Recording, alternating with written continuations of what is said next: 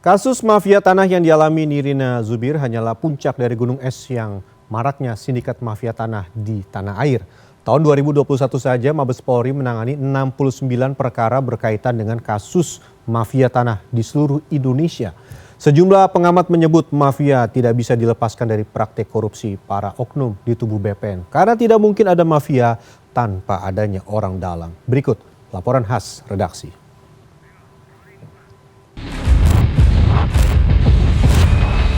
Sekali hati saya untuk hari ini ketemu sama dia dan tidak ada sedikit pun dia sampai detik ini niatan untuk memohon maaf. Nirina Zubir hanya bisa menangis. Ia tidak menyangka Riri Hastima, asisten rumah tangga yang dipercaya untuk mengurus aset orang tuanya sebesar 17 miliar rupiah, justru malah jadi orang yang merampas.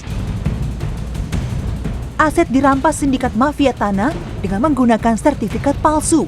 Jumat sore, sejumlah penyidik Subdit Harta Benda Ditreskrimum Polda Metro Jaya mendatangi satu persatu aset keluarga artis Nirina Zubir. Kedatangan penyidik untuk memastikan aset yang dirampas oleh sindikat mafia tanah ini tidak dikuasai karena masih dalam proses hukum. Tidak hanya warga biasa yang mengalami masalah dengan mafia tanah.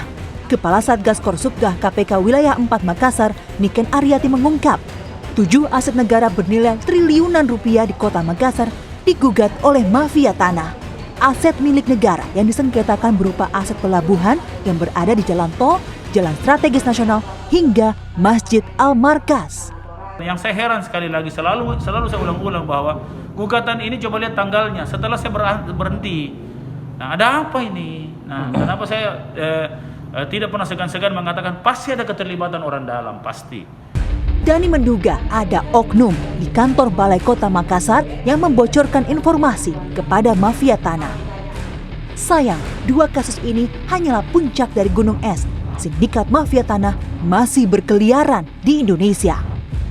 Dikutip dari cnnindonesia.com, Mabes Polri merilis telah menangani 69 perkara berkaitan dengan kasus mafia tanah di seluruh Indonesia sepanjang 2021. Angka tersebut belum termasuk sengketa kepemilikan sertifikat tanah di ranah perdata. Menteri Agraria dan Tata Ruang, Kepala Badan Pertanahan Nasional, Sofyan Jalil bahkan mengakui ada oknum BPN yang terlibat dalam kasus mafia tanah. Ia bahkan menyebut oknum ini menduduki posisi kepala kantor wilayah. Dari 38.000 pegawai Kementerian ATR dan BPN, beberapa di antaranya merupakan oknum nakal. Sebelumnya, Ketua Panitia Kerja Mafia Tanah Komisi 2 DPR RI, Junimart Girsa menyarankan Satuan Tugas Tim Pencegahan dan Pemberantasan Mafia Tanah untuk menyelesaikan persoalan internal. Junimart menegaskan tidak mungkin ada mafia pertanahan tanpa adanya orang dalam.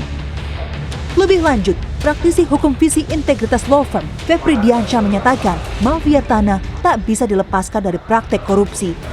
Tingginya biaya menuju peradilan juga mengakibatkan banyaknya korban mafia tanah seringkali menyerah karena lawannya merupakan perusahaan atau pribadi yang secara ekonomi jauh lebih kuat.